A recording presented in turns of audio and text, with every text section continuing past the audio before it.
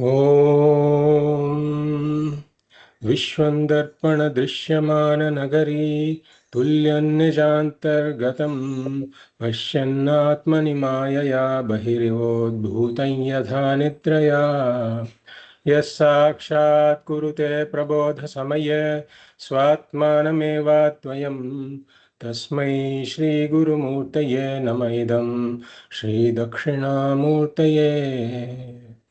नारायणं पद्मभूं वसिष्ठं शक्तिं च तत्पुत्रपराशरं च व्यासं शुकं गौडपदं महान्तं गोविन्दयोगीन्द्रमथास्य शिष्यं श्रीशङ्कराचार्यमथास्य पद्मपादं च हस्तामलकं च शिष्यं तन्तोटकं वार्तिककारमन्यान् अस्मद्गुरून् सन्ततमानतोऽस्मि। श्रुतिस्मृतिपुराणानाम् आलयं करुणालयं नमामि भगवत्पादं शङ्करं लोकशङ्करं शङ्करं शङ्कराचार्यं केशवं बादरायणं सूत्रभाष्यकृतौ वन्दे भगवन्तौ पुनः पुनः।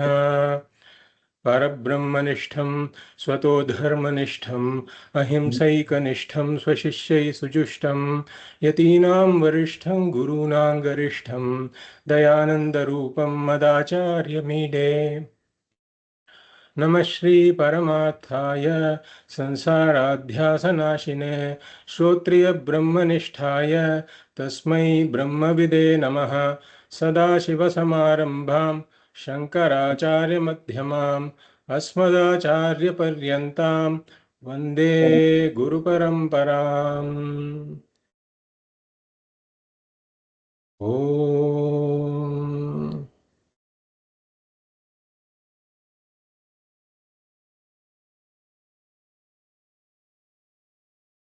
I welcome you all to the fourth class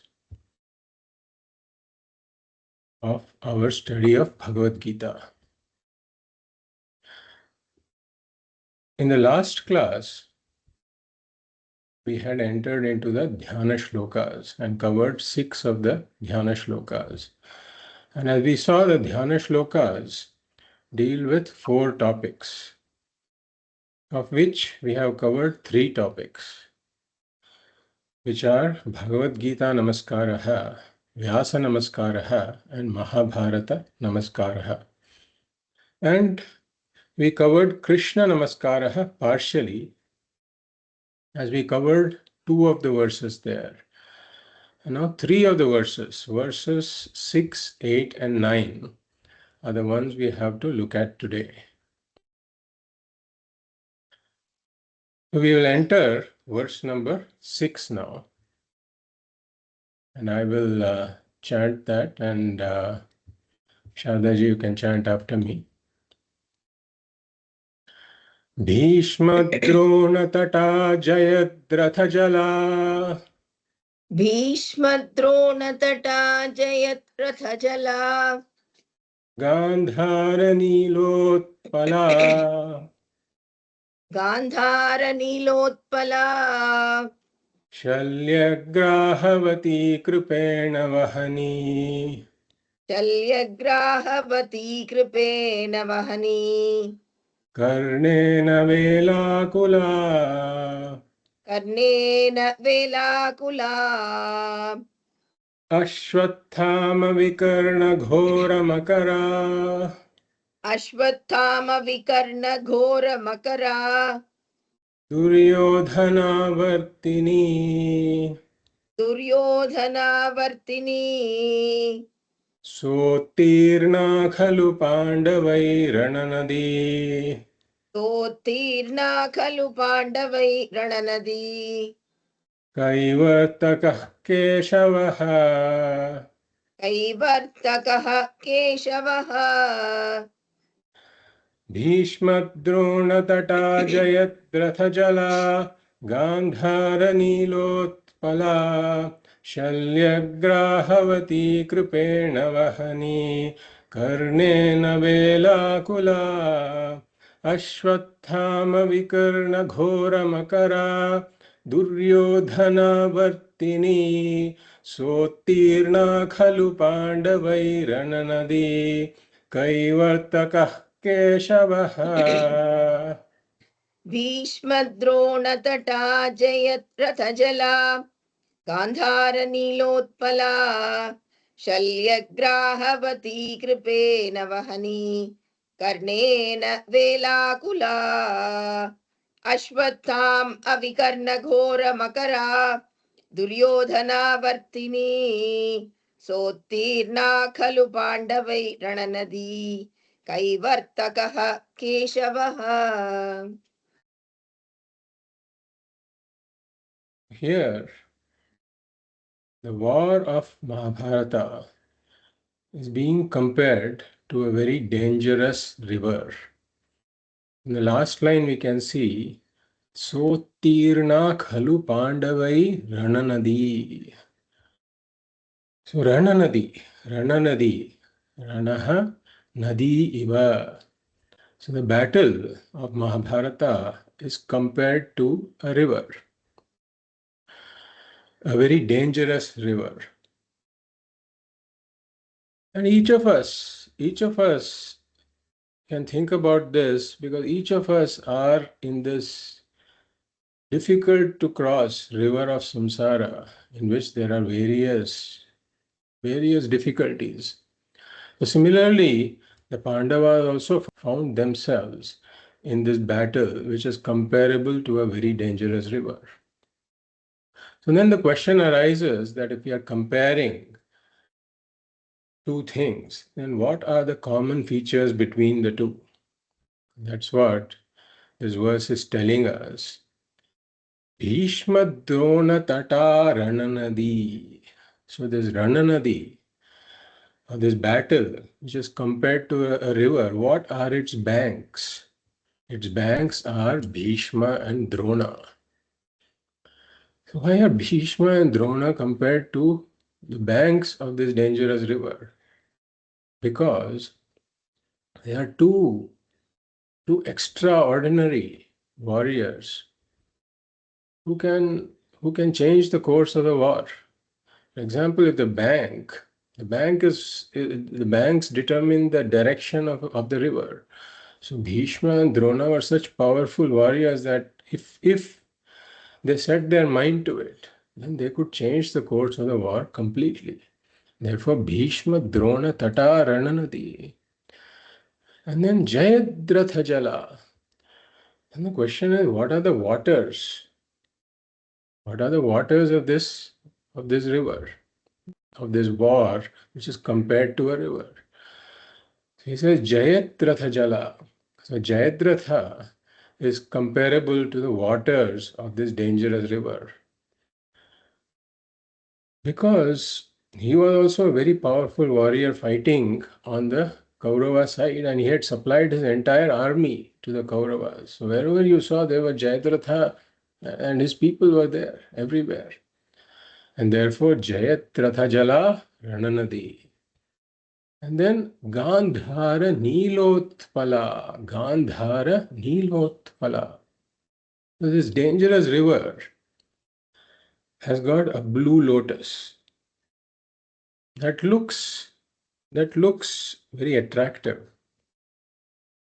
But if somebody goes near it, then one can get trapped in the mud and the slush underneath it. So then what is comparable to the blue lotus in this war? That is Gandhara. Gandhara is Shakuni. Shakuni was from Gandhara Desha, which is now, it's called Kandahar and it's in Afghanistan. So Shakuni was from Gandhara and therefore he is called Gandhara. And similarly, Gandhari was also from the same place because she is Shakuni's sister. So Gandhara, Shakuni is comparable to this blue lotus because Shakuni was extremely deceptive. And with his deception, he won the game of dice. And similarly, with his deceptive strategies, he could also change the outcome of the war. A very dangerous person who's participating and giving his full support to the Kaurava side. And then Shalyagrahavati. So graha means an alligator or a crocodile. And if the crocodile catches hold of somebody, then it's very difficult to escape from its jaws. So this dangerous river has got these crocodiles and alligators on the prowl. So who is comparable to this crocodile in the war? That is Shalya. So Shalya was also from Madhya Desha, and he was from the same kingdom as Pandu's wife Madri. So he was a relative of Madri, but fighting on the Kaurava side. So he is compared to this alligator who is on the prowl in the war. And then Kripena Vahani. Kripena Vahani. So Vahani refers to a powerful undercurrent.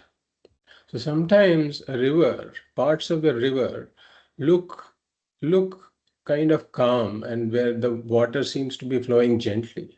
And this happens many times that when people go to a new place and then they are touring around and then they see this river with a gentle flow. So then they're tempted to set their foot in it. In fact, we also were at some place and the locals warned us, don't do it. But if there's nobody around to warn you, then one gets tempted and one sets foot into that river, and the powerful undercurrent can sweep one away.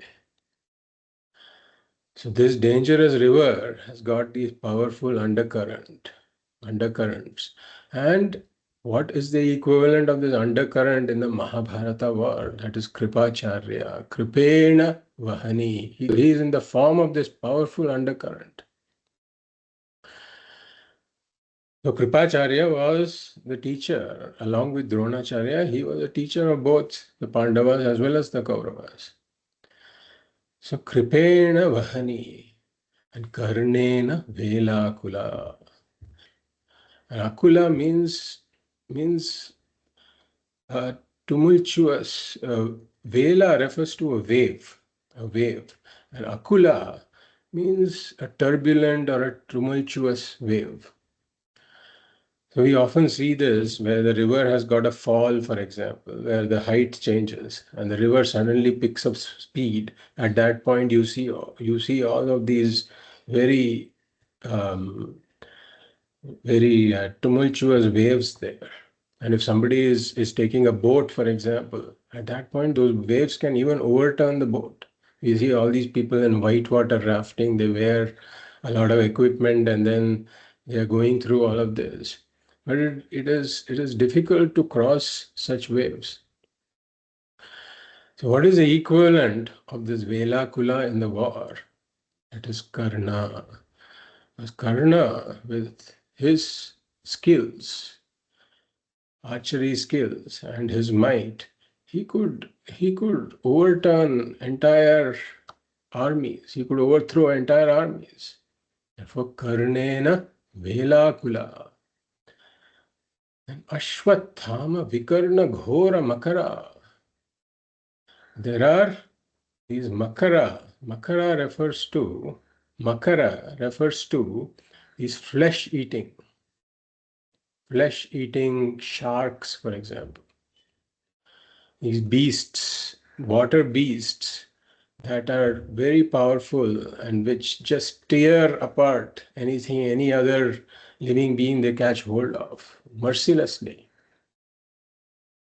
Ghora Makara, merciless beasts, and who are comparable to such sharks. Use the example of Ashwathama and Vikarna. Ashwathama is the son of Dronacharya, and Vikarna is one of the brothers of Duryodhana. So they are again on the Kaurava side, and if somebody comes in their grip, then very difficult. They are just merciless killers, basically. Then Duryodhanavartini. Avartini refers to a whirlpool. And we have heard of whirlpools in oceans, but sometimes if the river is pretty large, even that can have a whirlpool. And if a boat or any human being who's trying to swim across, if they come within the range of this whirlpool, then they just start spiraling. It's very hard to get out of it once they get into it. So, who is comparable to this whirlpool? That is Duryodhana. Duryodhana, again, he was known for his might. And if somebody came in his grip, then very difficult to get out of it. So, Duryodhana Vartini. So we have looked at various features of a dangerous river and see how those same features are there in the Mahabharata war, also in terms of these various warriors on the other side. So this dangerous river with so many difficulties, so many difficult, dangerous situations, very hard to cross. But then this battle, compared to this dangerous river with all of these difficulties, that was crossed, it says. Sa uttirna, sa rananadi uttirna. Uttirna means it was crossed. Because if a human being is trying to swim across, or if somebody is trying to go in a boat, and they'll get caught by these waves or undercurrents or one of these alligators or crocodile sharks. So all of these beasts are there.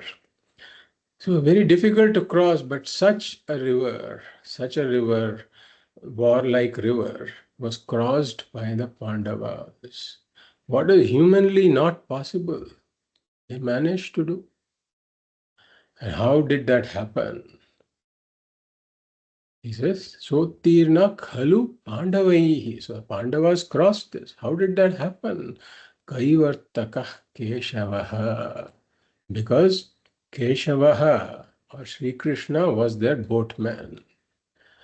So because Krishna was their boatman, so if we have a highly skilled boatman who knows the river in and out, then such a person can navigate through the dangers, can neutralize the threats and navigate through the dangers. So Sri Krishna was their boatman, and therefore they were able to cross this river. So if we look back at the Mahabharata story, then there is an instance where both Duryodhana as well as Arjuna go to Sri Krishna to meet him. And at that point, Sri Krishna is asleep.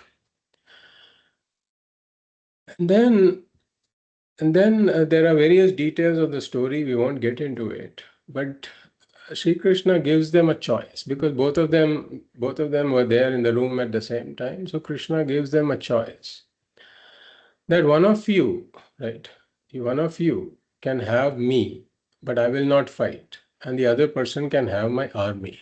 That was what Sri Krishna said. And he gave the option first to Arjuna. So at that point, I mean, Duryodhana was clearly interested in Sri Krishna's army because there was a huge army.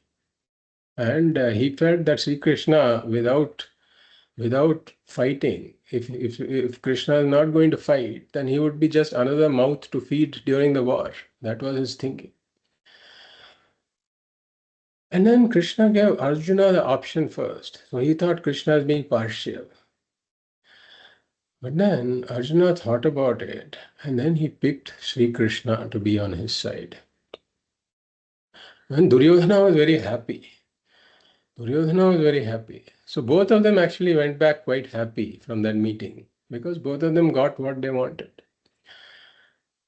Now, if you look at it, Krishna had to play a very significant role during various episodes, various episodes. In fact, not just during the war, we come across different episodes in Mahabharata where Krishna saved the Pandavas from great dangers. For example, Draupadi's episode is there where Krishna saved Draupadi from humiliation.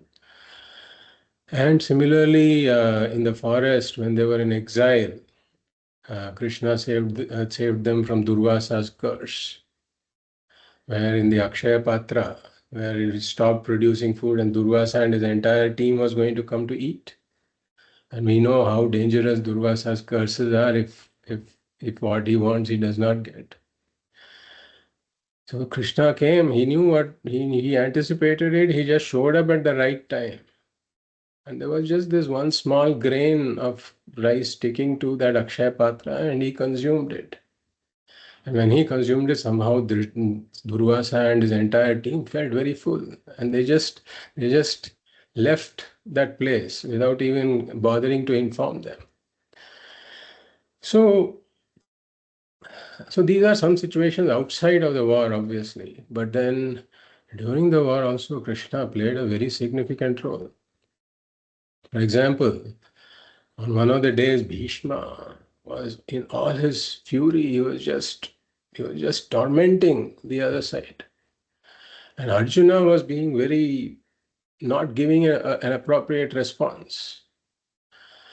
And at that time, if Krishna had not stepped in, then Bhishma would have done a lot of damage. And Krishna at that time breaks his vow, almost comes to the point of breaking his vow. He picks up this wheel from that battlefield and then goes after Bhishma.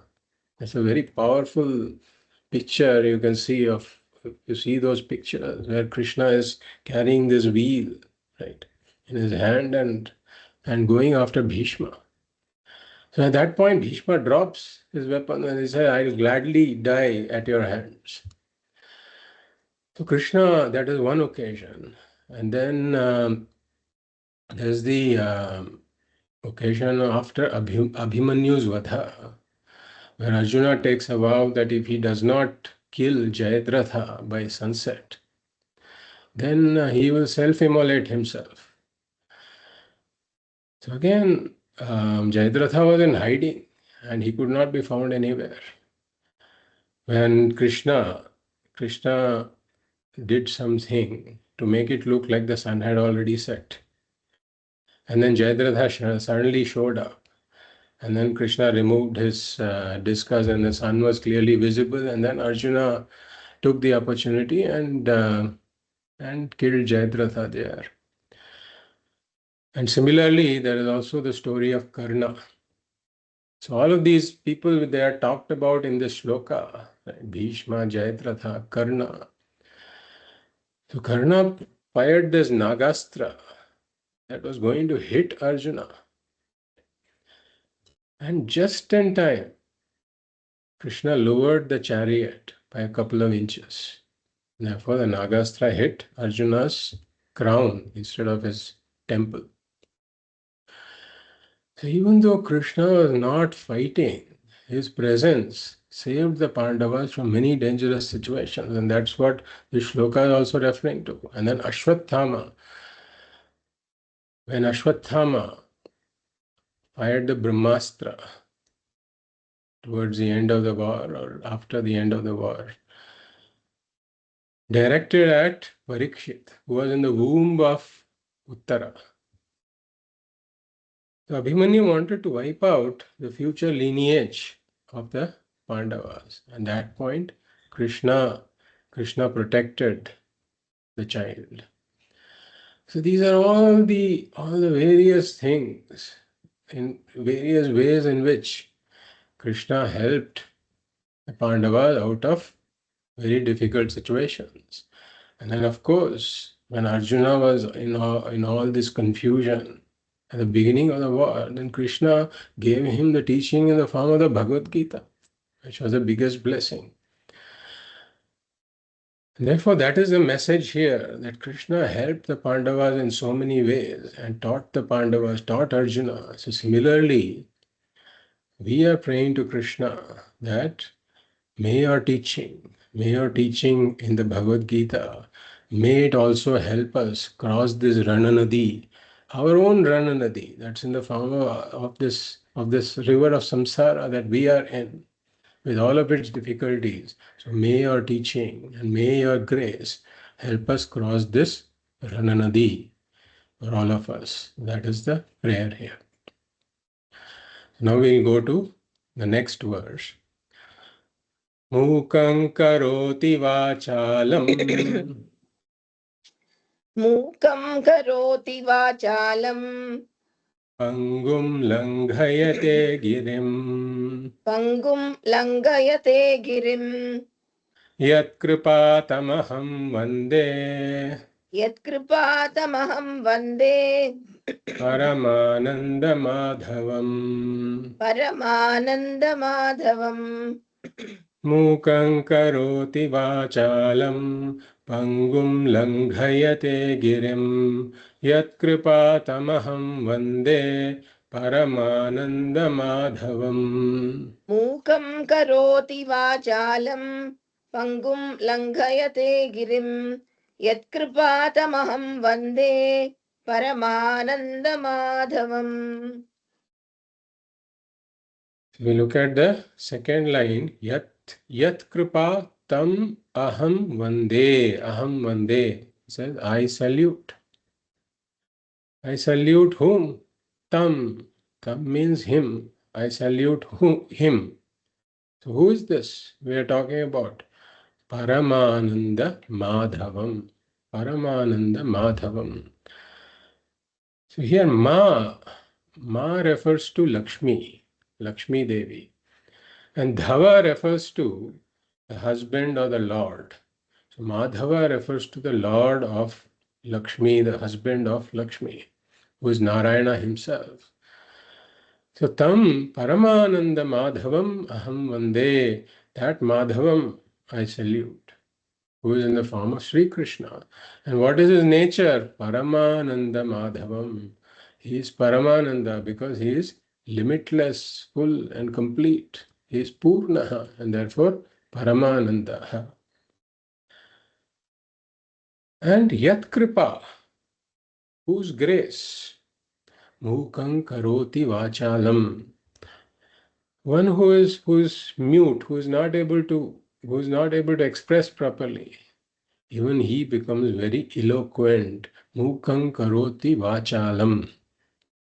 And Pangum Langhayate Girim. Somebody who is not able to walk properly. Even such a person can cross a mountain, can scale a mountain with the grace of Paramananda Madhava as the point here. So essentially, Bhagavan's grace can make the impossible happen.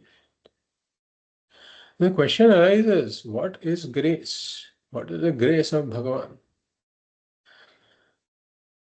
The grace of Bhagavan, it is not that Bhagavan gives out the grace based on some whims and fancies, because that would then make Bhagavan unjust if he is just randomly distributing grace.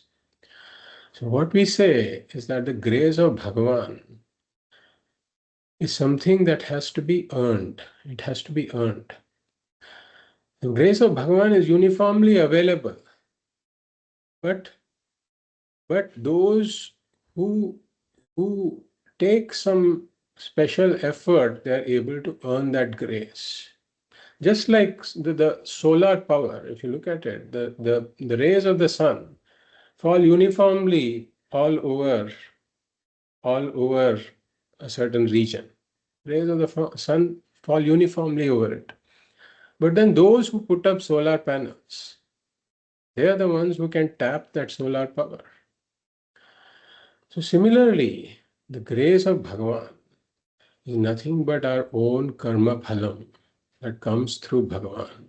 So it is the result of our own action, of our own past actions that are coming from Bhagavan. Well, Bhagavan is the karma phaladata. And therefore, one has to earn this grace. And we need grace even on the spiritual path, because we need spiritual inclination first of all. We need spiritual inclination. Means there has to be interest in the spiritual pursuit. And then spiritual competence is required. There have to be certain qualifications. And then spiritual opportunity is also required. One has to have the opportunity to make this spiritual progress. So if one has competence, if one has the inclination, one may have the inclination but not the competence, or one may have the inclination and the competence but one may not get the opportunity. For example, one has to have the opportunity to do the Shravana. One has to have the opportunity for conducive situations to do the Shravana. For example, one has to have a guru, one has to be in a location where Shravanam is possible. And the mind also has to be available for one to do this. Time may be available, but mind is not available. Mind is available, but time is not available. So there are lots of obstacles along the way. And if these obstacles have to be removed, then grace of Bhagavan is required. And that is why we also understand the importance of grace of Ishvara, grace of Bhagavan. And that is why all of these prayers are there. All of these invocations are there, which we do at the beginning of every class, in order to earn the grace of Bhagavan, so that our study may be free of obstacles. We'll go to the next verse, which is the last verse of the Dhyana Shlokas. Yam Brahma Varunendra Rudra Marutah यं Brahma वरुणेन्द्ररुद्रमरुतः Stunvanti Divyaistavaihi तुन्वन्ति दिव्यैस्तवैः Vedaih Sangapadakramopanisadaihi वेदैः साङ्गपदक्रमोपनिषदैः Gayanti Yam Samagaha गायन्ति यं सामगाः ध्यानावस्थिततद्गतेन मनसा ध्यानावस्थिततद्गतेन मनसा पश्यन्ति यं योगिनः पश्यन्ति यं योगिनः यस्यान्तं न विदुःसुरासुरगणाः यस्यान्तं न विदुः सुरासुरगणाः देवाय तस्मै नमः देवाय तस्मै नमः यं ब्रह्मा वरुणेन्द्ररुद्रमरुतः स्तुन्वन्ति दिव्यैस्तवैः वेदैः साङ्गपदक्रमोपनिषदैः गायन्ति यं सामगाः ध्यानावस्थिततद्गतेन मनसा पश्यन्ति यं योगिनः यस्यान्तं न विदुःसुरासुरगणाः देवाय तस्मै नमः यं ब्रह्मा वरुणेन्द्ररुद्रमरुतः स्तुन्वन्ति दिव्यैस्तवैः वेदैः साङ्गपदक्रमोपनिषदैः गायन्ति यं सामगाः ध्यानावस्थिततद्गतेन मनसा पश्यन्ति यं योगिनः यस्यान्तं न विदुःसुरासुरगणाः देवाय तस्मै नमः देवाय तस्मै नमः देवाय तस्मै नमः. To that Deva, to that Bhagavan, my salutations. And what kind of Bhagavan? He says in the first line, Yam Brahma Varunendra Rudra Marutaha Stunvanti. So that Bhagavan, whom even the celestials worship, the celestials sing glories of. Celestials like Brahma, Varuna, Rudra, Indra, Marut, they all sing glories of which Bhagavan, to such a Bhagavan, my salutations. And how do they sing the glories of Bhagavan? Divyaihi stavaihi. Divyaihi stavaihi. It's in the first line towards the end. Divyaihi stavaihi means with divine hymns. They sing the glories of which Bhagavan. We see devotees singing glories of Bhagavan with Vishnu Sahasranama Stotram, for example, or Kunti Stuti, Bhishma Stuti, all of these beautiful stotras are there. Prahlada Stuti, all of these stotras are there, with which devotees sing the glories of Bhagavan. But here the celestials themselves sing the glories of which Bhagavan with divine hymns to such a Bhagavan, my salutations. And if we see Vedaihi Sangapadakramopanishadaihi Gayantiyam Samagaha, Gayantiyam Samagaha means Yam Samagaha Gayanti. So Samagaha refers to the practitioners of the singing of Samaveda. So Samaveda is the only Veda that is sung. The other Vedas are chanted, whereas Samaveda is sung. So the Samaveda practitioners whose glory they sing, Yam Samagaha Gayanti. And here we can take Samaveda to represent all the other Vedas, four Vedas in all. So we can also say whose glories all those who chant the Vedas, whose glories they chant. To such a Bhagavan my salutations. And how do they chant or how do they sing? Sanga pada kramopanishadaihi. Vedaihi Sanga pada kramopanishadaihi, he says. So with the Vedas and all the Vedangas, Sanga refers to the Vedangas. And Pada and Krama refer to the various ways of chanting the Veda. There are various pathas, forms of patha, like Pada Patha, Krama Patha, Jata Patha, Ghana Patha. So all of these are how one chants the Vedas. For example, in Pada Patha, one takes each word separately and chants it after breaking the sandhi. But in Krama Patha, one chants it as 1, 2, 2, 3, 3, 4 in that sequence. Word 1 followed by word 2, then word 2 followed by word 3 followed by word 4, and so on. Whereas in Jatapatha, one chants 1, 2, 2, 1, 1, 2, then 2, 3, 3, 2, 2, 3. In that fashion, one continues the chanting. That is Jatapatha. And then Ghana Patha is the most difficult, which is why we say there are some people who are Ghanapathis. So what do? They are able to chant the Veda in the sequence, that is 1, 2, 2, 1, and then 1, 2, 3, 3, 2, 1, 1, 2, 3. And then they do 2, 3, 3, 2, and then 2, 3, 4, 4, 3, 2, 2, 3, 4. So for every word, every sequence of words, they are able to chant like this. They have gone through a lot of training to do that. So in all of these forms, and Upanishadaihi. So Upanishadaihi. So interestingly, Upanishad is a Dakaranta Shabda.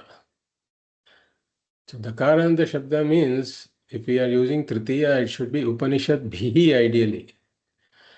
But then there is a special sutra where if Dakaranta Shabdas come in a Samasta Pada, in a Samasa, which we see here, Sanga Pada Kramopanishad, that the Dakaranta becomes an Akaranta.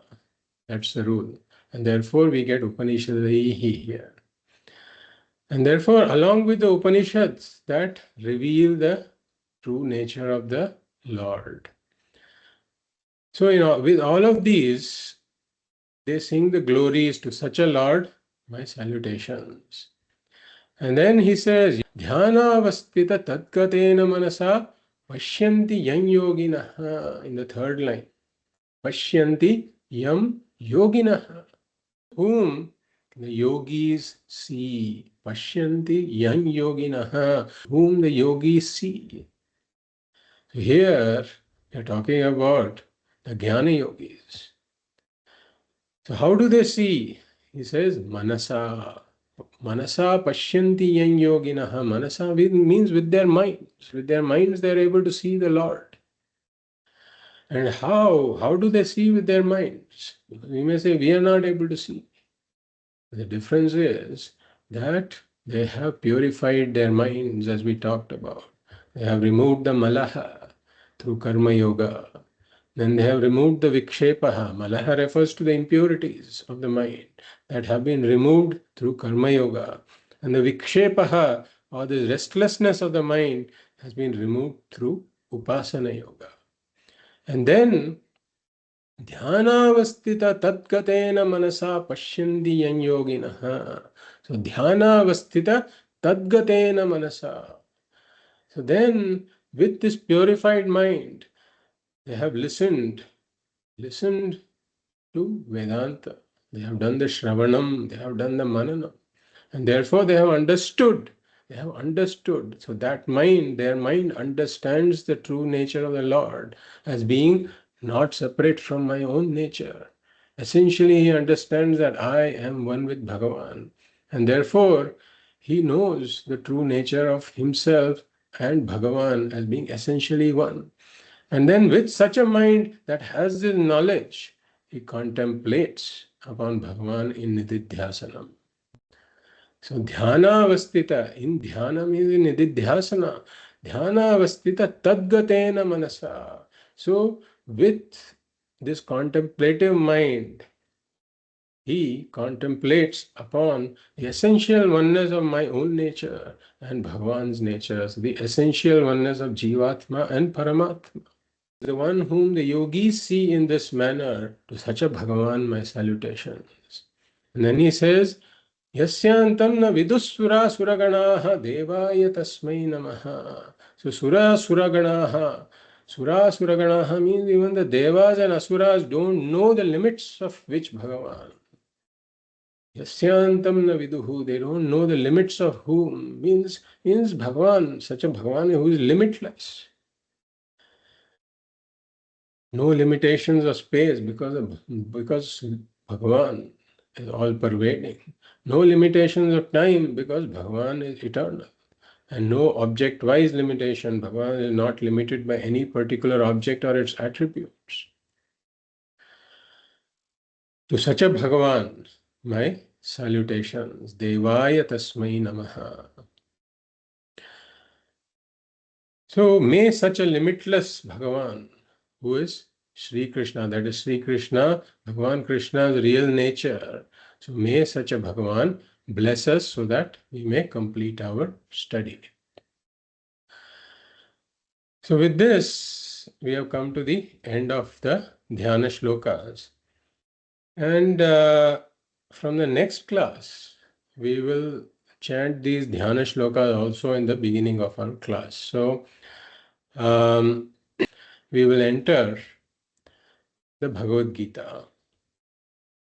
So before we enter the first chapter, there is a certain context that we need to gain about what is happening and why it is happening.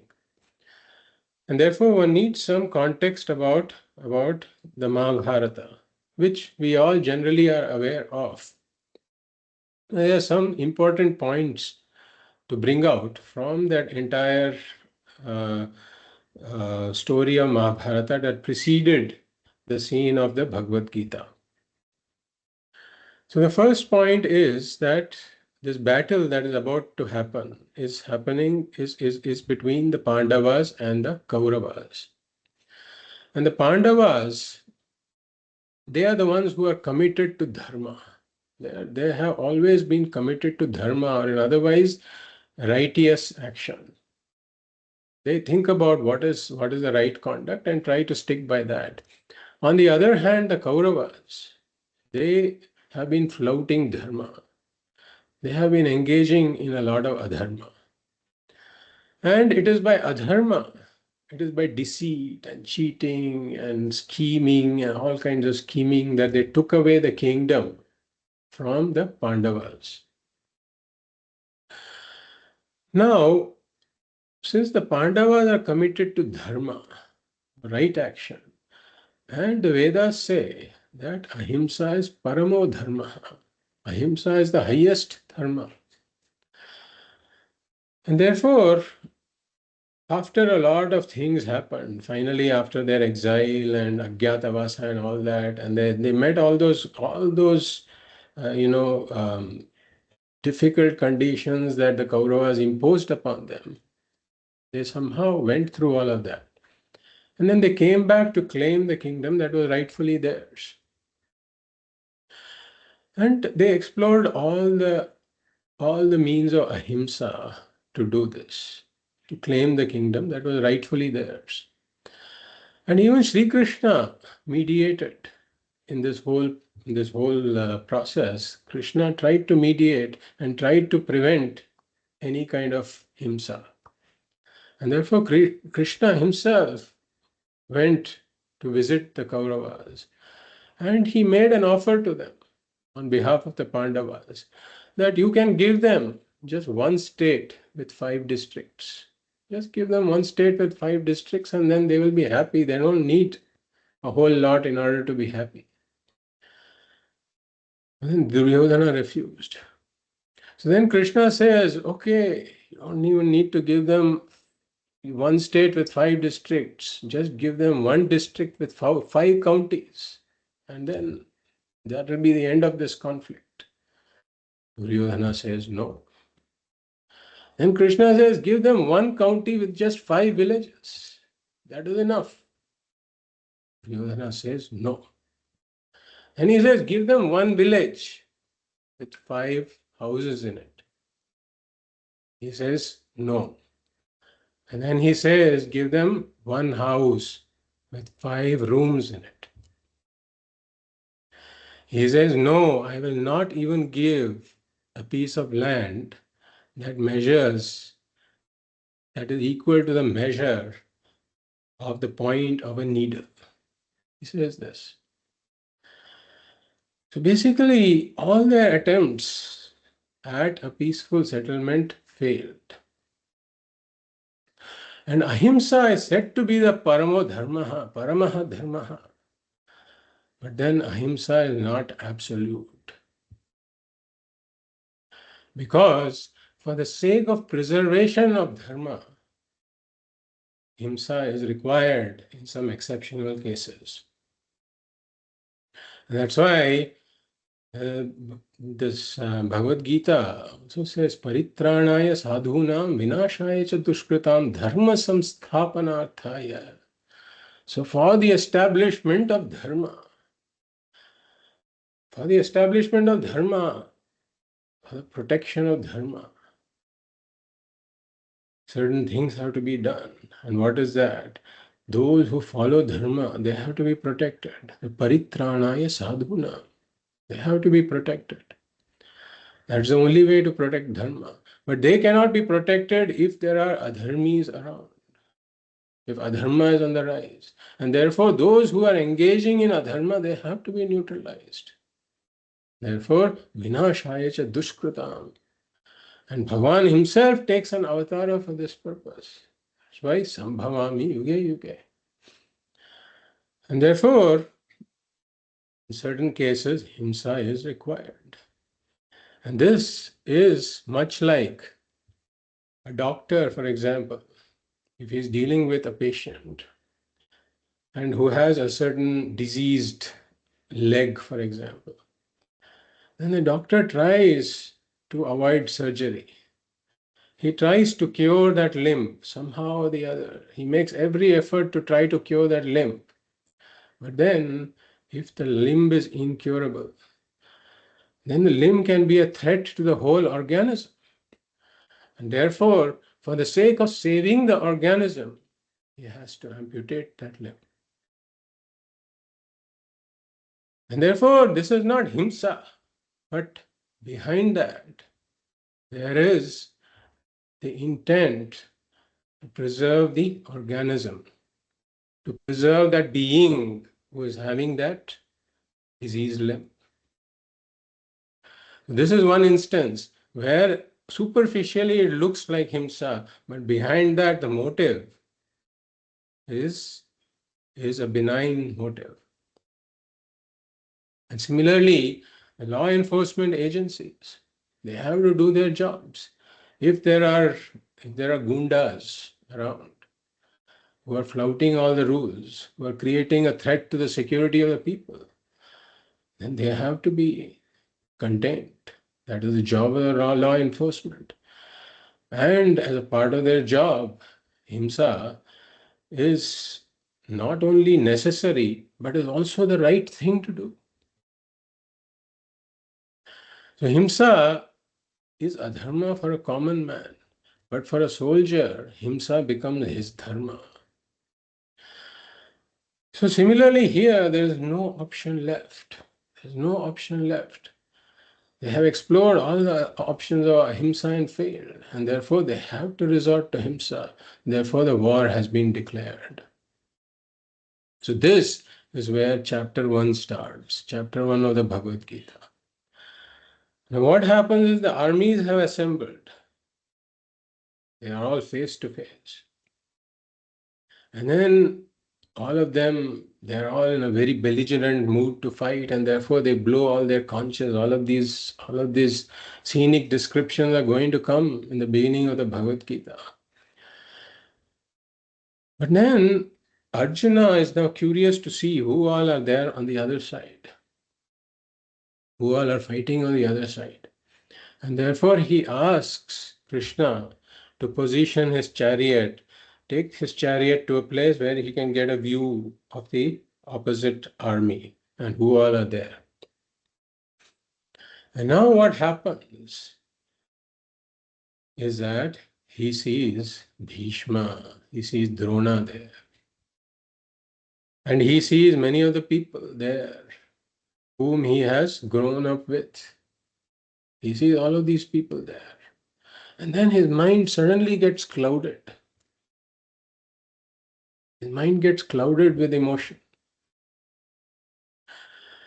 And now he's confused. He doesn't want to fight.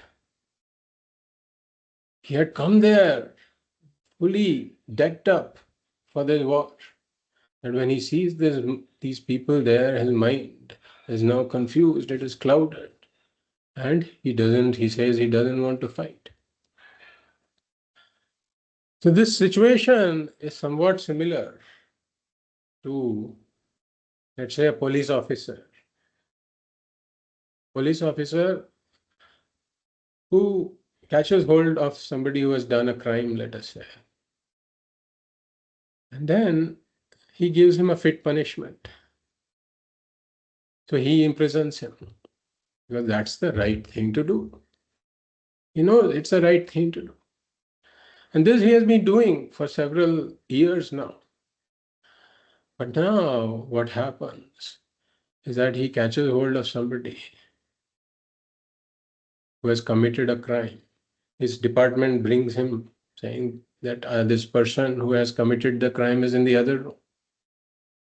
And he goes there and he finds that it is his own son who's there. So now his mind gets clouded. Mind gets clouded there. We know what the right course of action is. If he doesn't take the right course of action, we would criticize that police officer, saying he's being partial. So this is one example. Or in a company, for example, there's a boss, there's a CEO of the company. And then there are certain code of ethics in the company. They even have a book that they distribute to all the employees saying these are our code of ethics. In fact, a lot of big companies do it now. And whenever somebody violates the code of ethics, for example, if somebody has embezzled some funds, let us say, and there is a due course, the law must take its course. So the CEO takes the action in those cases. But then he finds one day that his son-in-law himself has done something. And now his mind gets clouded that if he takes action against his son-in-law, what will happen to his daughter's family? So we know ourselves what the right course of action is. But then the mind gets clouded, the mind gets confused. Now, if Arjuna had seen somebody else here, if he had seen unknown people here, we know what Arjuna would have done. he would have finished them off. He would have been a mighty warrior who just cleans up those armies. He would have done that. But the moment he saw Bhishma and Drona there, now his mind gets clouded. He begins to see the whole war as adharma. He says that doing this war is adharma. And he starts a withdrawing and taking to sannyasa. He even talks about this. And then he is also confused because he also somewhere perhaps feels that if he just quits the war also, that's not the right thing. So now he's seeing both the options, fighting and not fighting. But if one is a frying pan, the other is the fire. He's not sure which is which, that's all. Both the options he sees as being bad options. That's why he says, Na chaitad vitmaha kataranno gariyaha. I can't make out which of these is better. Yadva jayema yadiva no jayeyuhu. Whether I win over them or they win over me, I don't know which one is better. And he himself confesses that he is confused. He says, Prichhami tvam dharma sammudha chetaha. Prichhami tvam dharma sammudha chetaha. I am confused about what is dharma, what is adharma. And then he finally discovers that he is helpless. He is not able to solve this problem. And therefore, he says, Shishyasteham shadhimam prapannam. I don't know. You help me, Krishna. I don't know what to do here. So this is how it proceeds. You'll see this as the shlokas unfold in the Bhagavad Gita. So we will enter the first chapter, and here there may be some variations in your texts. So you can chant after me as I chant this, and we will just chant the first few lines. We will not enter the first shloka as yet. So I will chant the first few lines which talk about the chapter number and the chapter title. Om Shri Paramatmane Namaha. Om Shri Paramatmane Namaha.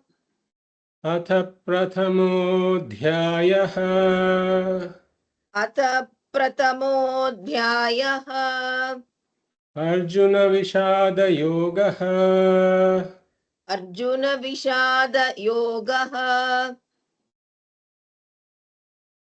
Om Shri Paramatmane Namaha. All the Bhagavad Gita chapters, they start generally, the chanting, the general sequence for chanting is that you start with Om Shri Paramatmane Namaha, salutations to Paramatma, salutations to Bhagavan. And Atha Prathamo Dhyayaha, now the first chapter begins. Arjuna Vishada Yogaha means Arjuna's sorrow, the topic of Arjuna's sorrow. So Vishada means sorrow.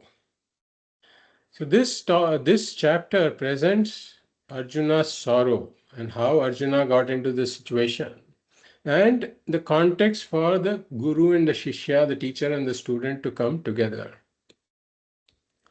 Now the actual teaching of the Bhagavad Gita begins from chapter 2, verse number 11. That's when Sri Krishna starts, after Arjuna surrenders and says, I am your disciple, teach me. Then Sri Krishna, Bhagavan Krishna, starts with the teaching in chapter 2, verse number 11. And interestingly, Bhagavad-pada Shankaracharya's commentary also starts with chapter 2, verse number 11. He does not comment on the first chapter of the Bhagavad Gita verse by verse. But once chapter 2, verse 11 starts, there he gives an entire summary of the development of the first chapter. So the first chapter is basically composed of 47 verses. and the first 10 verses of the second chapter. So, totally 57 verses. They talk about the entire development that we just summarized so far, about the two armies and how Arjuna sees all of these people, and how his mind gets clouded and he gets confused and then asks Sri Krishna for help. So all of this is there in the first 57 verses of the Bhagavad Gita, where the transformation of Partha to a Shishyaha is described. How Partha become a Shishyaha, and how Partha Sarathi, who is a charioteer of Partha, how he becomes the Gita Charya. This is described in the first 57 verses. So now there are certain key messages that we have to take away from the first chapter, and Bhagavad Pada Shankaracharya also talks about this as to what are the messages we should extract from the first chapter in his summary of the first chapter. So the first point is we should not get too swept away or carried away by the specifics of the story. For example, it talks about both the armies and who are the warriors. It gives a list of the names of the warriors and the names of Shankhas, conches of those warriors, and how they blow their conches. All of this is described. So it may be tempting for people to get sidetracked into when did Bhagavad Gita, this war happen 4,000 years ago or 5,000 years ago. And then what were the others doing when Bhagavan was teaching Arjuna? What were the other warriors doing? And in fact, Swamiji says he even got a question from somebody that the Bhagavad Gita first chapter mentions the names of the conches of Krishna and Arjuna and Bhima and all of these people. But what is the name of the conch of Ghatotkacha? It is not mentioned anywhere. So there are, of course, some of these things may be interesting to people who are looking at it from a historian's perspective or from a literary perspective. But as students of Vedanta, we have to be careful about what we focus on, and what is it, the rest of it is the story that gives a structure to the whole thing, basically. So the first chapter, the first 57 verses, the main message that we have to extract from it is that they present the basic human problem of samsara. This is the first point. That this problem of samsara was faced by Arjuna thousands of years ago. And the same problem is going to be is faced by human beings today, and will continue to be faced by human beings as long as human beings are there. They'll continue to face this problem. And therefore, understanding what this problem is and what the diagnosis is, what the solution to the problem is, what is the root cause of the problem, what the remedy, all of this is important. So those are the messages that we have to take from these initial verses. And then the second point is the coming together of the Guru and the Shishya, and why the Guru is important. So these are the 2 points that we have to take from the first chapter. So we will now discuss the two points one by one. The first is the problem of samsara. So we can start by looking at an example. For example, a patient. Let us say that there is a person who's exhibiting certain symptoms. He has certain symptoms that are not normal, in the sense that they are causing him distress. He has some physical symptoms. So as a lay person, he doesn't know what disease he's having, right? What the root cause of the disease is and what the remedy is. He does not know that. So in medicine, the diagnosis of the disease and the root cause are very important, because only when the disease and the root cause are correctly identified, then the remedy can also be given. So for example, and this actually happened to somebody somebody we know, that this person was feeling very tired all of a sudden, very young person, about 25 years of age. And he was feeling very tired all of a sudden. And it was not just one day. He was feeling tired for several days, and then it stretched to weeks. And he was not sure what is going on. So he was trying to drink all the energy drinks and all that, right? And when he drank those energy drinks, it gave him some energy. But then he still felt that something is not right. It's not solving my problem. So that is when, after all of this self-medication, etc., failed, and his situation seemed to be getting worse. So that is when he decided that I have to approach a doctor. So he goes to a doctor. And then this doctor, he has studied medicine, so he knows how to proceed. And therefore, he does some tests, blood test, and he finds that his hemoglobin is low. So now the doctor thinks he has found the cause, and so he gives him iron tablets for the hemoglobin. And now after consuming the iron tablets, he feels a little better. So he thinks it's working. But then again, the problem recurs after a few months. He says the problem is recurring. So now he goes to somebody who is, people suggest, is a really good doctor. So he goes to such a doctor and he studies the past. He looks at the past reports and all that. And then he orders a certain other battery of tests to be done, including stool test, urine test, a few other tests. And then when he gets the report of the stool test, they identify that there is blood in the stool. So now the doctor says, I have to do some more investigation, and carries out a scan. And then they find that there is intestinal bleeding. So that was the root cause of his problem. That was causing his blood loss. And that was making him feel weak. So now somehow that doctor addressed the root cause of the problem. And then he was perfectly okay.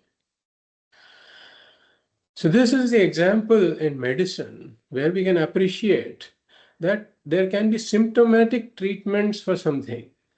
If you're having a certain issue, one can try to treat it symptomatically. But if that problem is treated symptomatically, if the root cause is not addressed, then the problem will keep recurring. That is a message of this episode here. So the same thing holds for the spirituality also. So we say that Arjuna discovers the symptoms. Arjuna Vishada Yoga. He discovers this symptom of sorrow is there. Sorrow is a symptom. So now he doesn't know the disease. He doesn't know the root cause. He doesn't know the remedy. All he knows is I am feeling sorrow, which is making me distressed. So even in spirituality, and in fact, we can take this in our own lives, for example, when people are encountering difficult situations, people encounter sorrow, then people do a lot of running around in terms of going to an astrologer and trying to figure out some remedy, or in terms of doing some homa for addressing that particular remedy. And or there may be, some people who have belief in Vastu, they may say that there is some Vastu problem and that has to be corrected. So people can go in all kinds of different directions, trying to address this particular symptom that they are facing at this particular time. Somehow I want to resolve this, that's all. Or going to a Mahatma. One goes to a Mahatma and seeks a blessing so that this problem is resolved. So all of these, we say, they can all be done. In fact, we also say that, as a bhakta, one can do a lot of these things.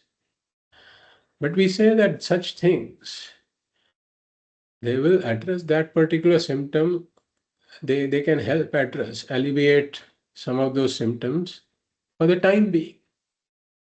But the root cause is not addressed by all of this. The root cause continues. And therefore, the symptoms will keep appearing in one form or the other.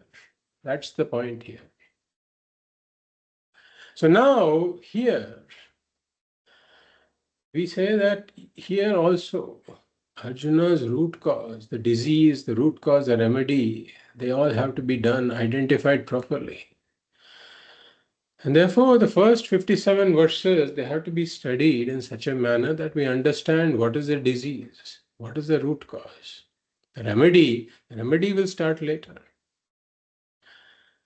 So Vishada is a symptom that Arjuna experienced. Now the question is, what is the root cause? What causes this Vishada? What causes this sorrow? What is the disease? So Krishna gives out all of this. So the first 57 verses identify the disease. And then Krishna starts to talk about the root cause and the remedy from verse number 11 of the second chapter. The first chapter is talking about the symptoms, and we can get an idea of the disease. But Bhagavad Shankaracharya, in his commentary on the 11th verse of the second chapter, he talks about this entire disease and what is the root cause and what is the remedy, etc. He gives a comprehensive description of all of this. So we will see what he talks about there. So we should appreciate first of all that Bhagavan is not going to give a symptomatic cure here. He is going to cure the root cause. So now the question is, what is the root cause of this Vishada? What is the root cause of this sorrow? So we say, and Bhagavad Shankaracharya also brings it out, and Sri Krishna also brings it out, that it is avidya. It is self-ignorance. I am basically ignorant of who I am. Basically, like we said, that one is already one with Bhagavan, essentially one with Bhagavan. This is my real nature, but I don't know this real nature. Effectively, I don't know who I am. That starts with avidya. So I don't know that being one with Bhagavan, I am already Purnaha. I don't know this fact. So this is the avidya. Not knowing this is the avidya. And as we have seen, avidya leads to adhyasa or superimposition. If I don't see a rope as a rope, I mistake it to be a snake. So similarly, if I don't know who I am, I mistake myself to be something other than what I am. And therefore, I take myself to be this body and mind.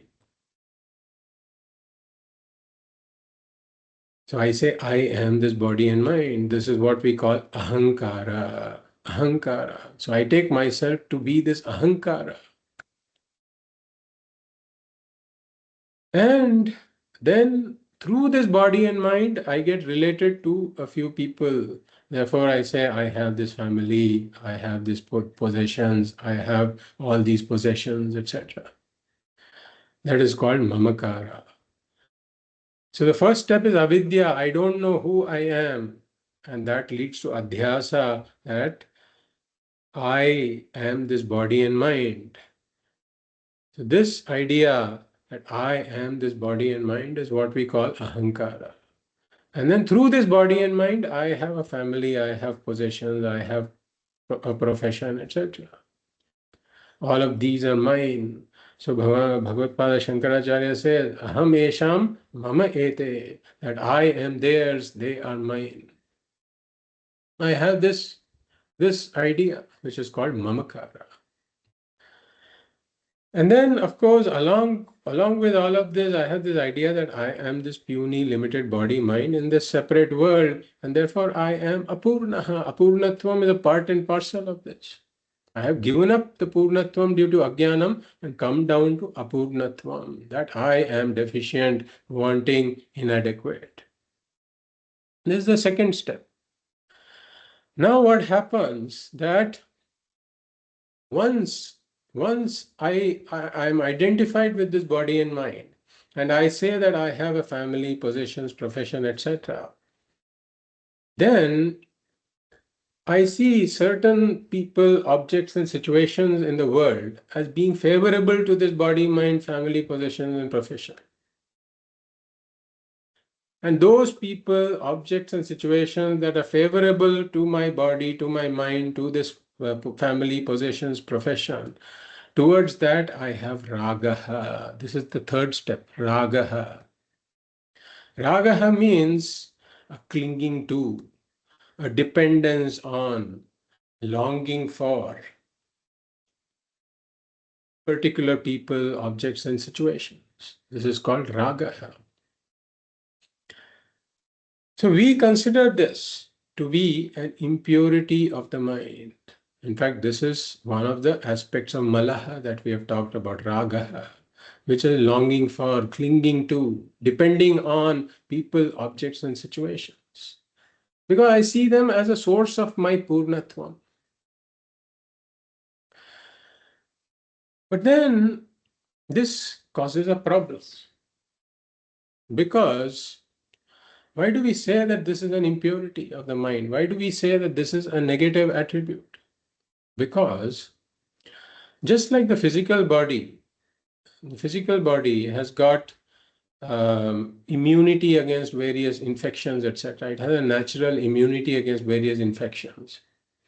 So if the body has got strong immunity, then it can withstand hostile environments without falling sick. So we know of people who we say, oh, he just, if somebody sneezes in that room, then the next day he also catches a cold. And that is because the immunity is compromised. So what ragaha does is that it compromises my emotional immunity. Compromises my emotional immunity. It makes me prone to emotional infections. Why? Because I'm depending on, longing for, clinging to all these different things for my emotional security. So this is ragaha. And then what downstream effect does it cause? So this is similar to the intestinal bleeding causing lack of hemoglobin, causing tiredness. So we are going from the root cause to what all symptoms it causes. So first is avidya. Avidya causes adhyasa, that ahankara, mamakara, apurnatva. And then this ahankara, mamakara, apurnatvam, that results in ragaha, dependence on the world for my emotional well-being. But this is a very bad idea because everything in the world is unpredictable, unsustainable, uncontrollable, changing, perishable. And therefore, it is like a person who is carrying crutches. But think about the crutches being very weak. He's walking with crutches. But if the crutches are very weak, they break once in a while, then the person falls. That's exactly what I'm doing here with ragaha. And that is why it results in emotional fall. It results in emotional disturbance in the form of two things, shokaha and mohaha. Shokaha is sorrow. Sorrow accompanied by worry, anxiety, fear, stress. It causes all of this. This is ragaha. The next symptom it causes is shokaha, worry, anxiety, fear, stress, along with sorrow. Because whatever I'm depending on, it may be changing, it may perish, it may go away. And then there is another thing it causes, mohaha. Mohaha means it causes confusion in the mind. Confusion about what is right and wrong.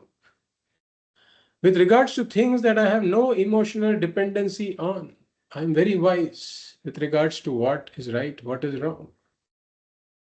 When it comes to the neighbor's problems, I can offer very good advice to him because I'm not emotionally dependent on the same things my neighbor is dependent on.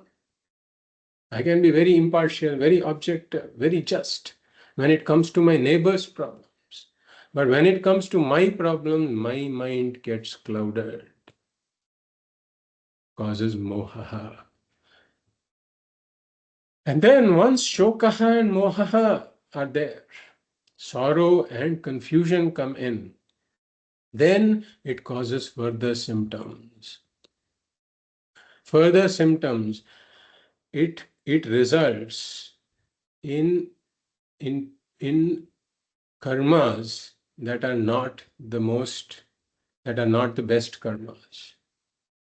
Out of the state of mind where shokaha and moha is there, sorrow and confusion is there, one contemplates upon actions that are not right, basically.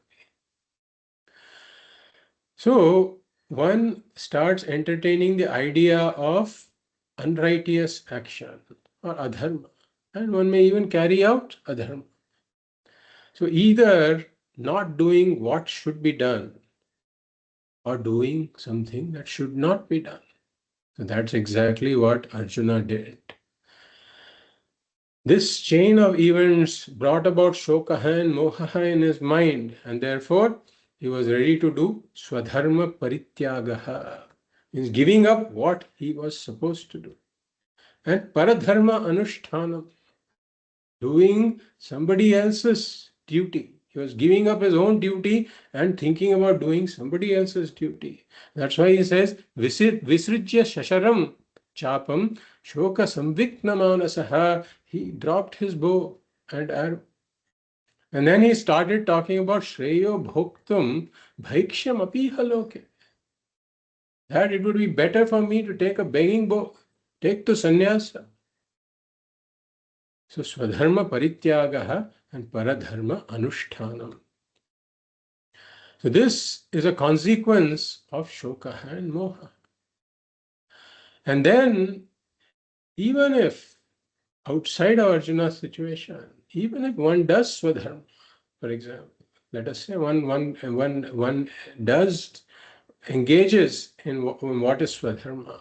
But what is the intent behind this Swadharma? The intent behind the Swadharma is the preservation of this limited individual. Preservation that somehow this Apurna individual has to gain some fulfillment, and therefore I am doing it. And that is what we call dharma, for the sake of artha and kama, for the sake of my possession, my profession, my family. I am doing certain actions. This is what we call dharma, for the sake of artha and kama. But then, if one engages either in adharma through swadharma parityagaha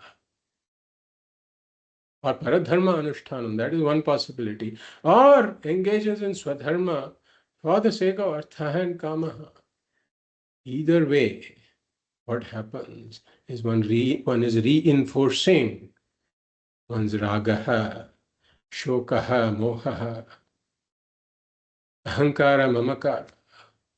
All of these are being reinforced in the process. The limited individual is being reinforced in the process. And therefore, one is digging oneself deeper into this hole. One is not addressing the root cause, that is avidya. Avidya remains unaddressed. And instead of making progress towards addressing avidya, one is perpetuating the adhyasa, ahankara, mamakara, raga, shoka, and moha. And therefore, this is like that lady with the necklace, who is already what she is seeking to become, but thinks that her necklace is lost. And now she has the ear problem also. And now if she is doing actions that are leading to a buildup of this problem in her ear, accumulation or dirt in her ear, then she is not going to awaken to the fact that she is already the lady with the necklace that she is seeking to become. So similarly, if this person continues continues this course of action that we talked about, Swadharma Parityagaha Paradharma Anushtanam, or Dharma for the sake of Artha and Kamaha, if he engages in all of this, then he's creating a distance from his own Purnatva. And therefore, he's just perpetuating this disease. He's not solving the disease. This is the perpetuation of this disease, perpetuation of ahankara, mamakara, shokaha, mohaha. All of this is what we call samsara. And therefore, presenting the symptoms of this samsara is the purpose of the first chapter. And then the second chapter onwards will present a solution to this. So we will take this discussion forward in our next class. Om Purnamadah Purnamidam Purnat Purnamudachyate Purnasya Purnamadaya Purnameva Vashishyate. Om Shanti Shanti Shanti. Hari Om Shri Gurubhyo Namaha. Hari Om.